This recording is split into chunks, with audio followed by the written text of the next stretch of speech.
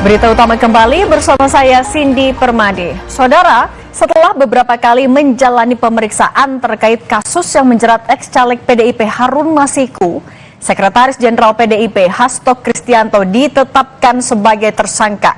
Hasto ditetapkan sebagai tersangka atas kasus suap sekaligus perintangan penyidikan perkara suap yang dilakukan Harun Masiku.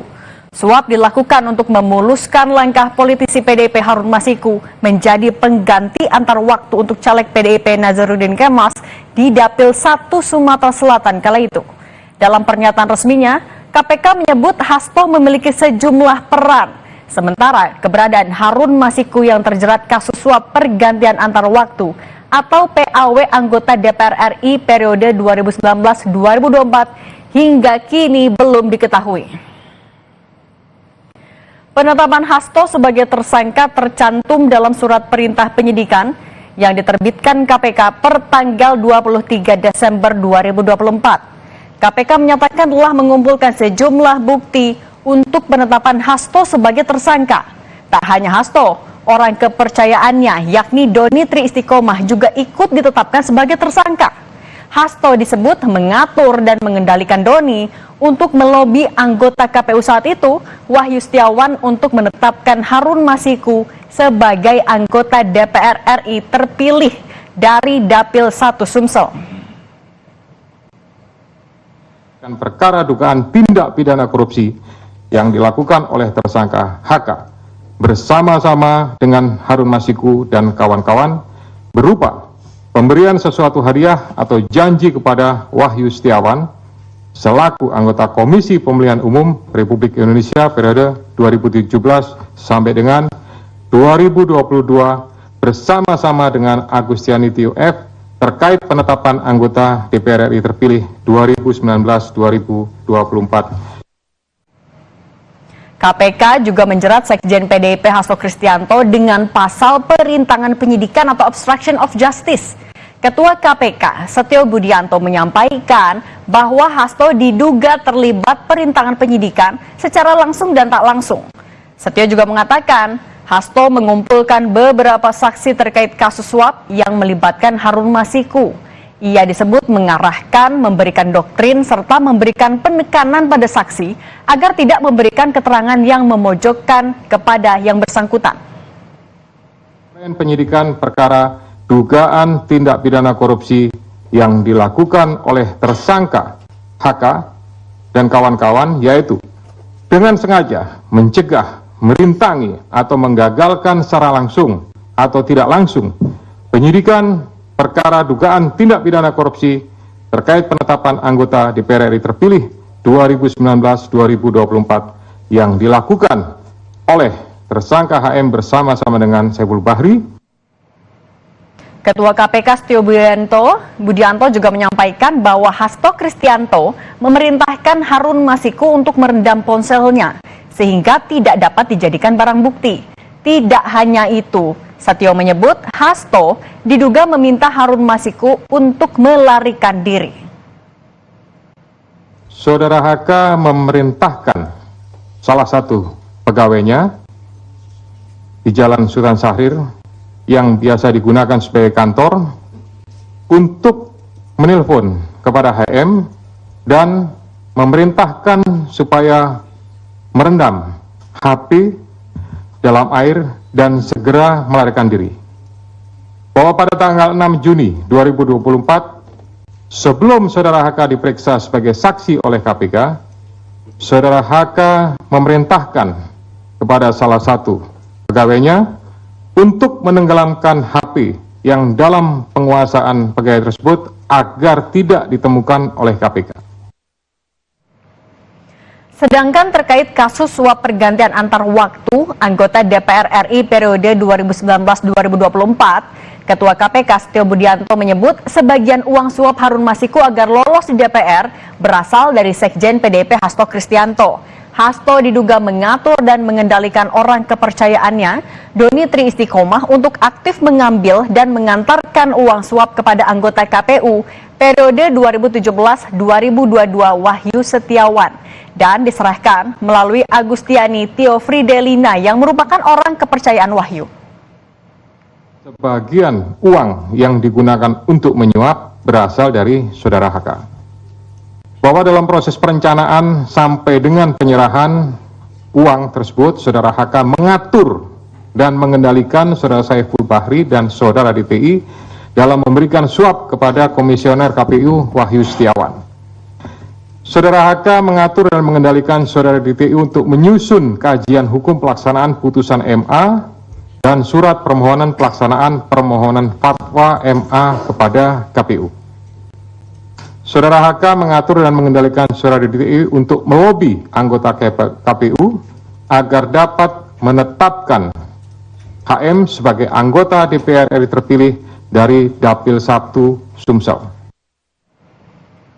Sedangkan Ketua DPP PDIP Roni Talapesi menyebut kasus suap Harun Masiku sudah selesai di pengadilan dan berkekuatan hukum tetap atau ingkrah. Kata Roni, dari seluruh persidangan yang berlangsung, tidak ada bukti yang mengaitkan Hasto dengan kasus ini. Meski demikian, Roni memastikan Hasto Kristianto akan kooperatif dalam menghadapi proses hukum di KPK. Seluruh proses persidangan, mulai dari pengadilan tipikor hingga kasasi, tidak ada satupun bukti yang mengkaitkan Sekjen DPP PD Perjuangan dengan kasus suap Wahyu Setiawan. PD Perjuangan dan Sekjen DPP PD Perjuangan telah dan akan selalu mentaati proses hukum dan bersifat kooperatif. Usai ditetapkan sebagai tersangka, Sekjen PDI Perjuangan Hasto Kristianto kini dicegah ke luar negeri. Hasto dicegah ke luar negeri selama 6 bulan dan dapat diperpanjang sesuai prosedur yang berlaku. Seperti yang diketahui pada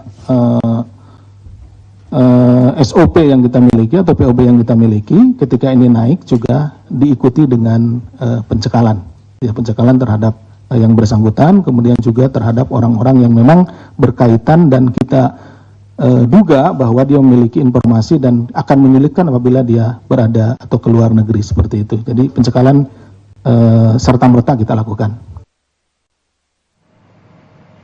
Sementara dalam pengusutan kasus suap yang melibatkan ex-caleg PDIP Harun Masiku, KPK juga memeriksa Ketua DPP PDI Perjuangan Yasona Lauli 18 Desember lalu.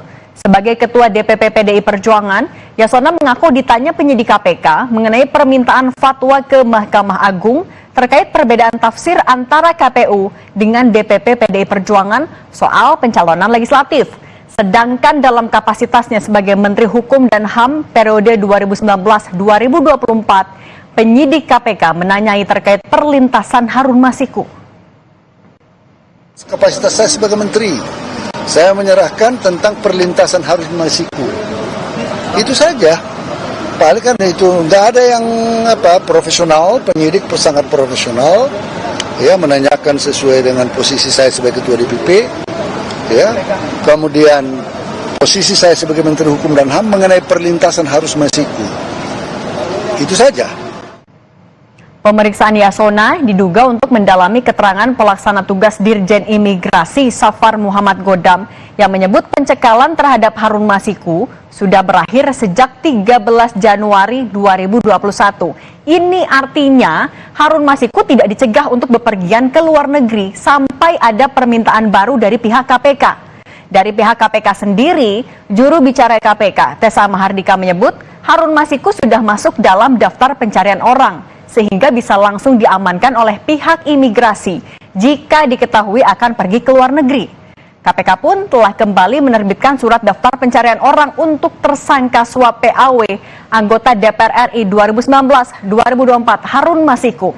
Hal itu dilakukan sebagai perpanjangan karena batas waktu DPO sebelumnya telah habis. Sementara belum ada tanda-tanda kemunculan Harun Masiku. 11 Januari, 13 Januari 2021. Kita melakukan pemantauan, tetap melakukan pemantauan dan koordinasi apabila ada informasi tersebut.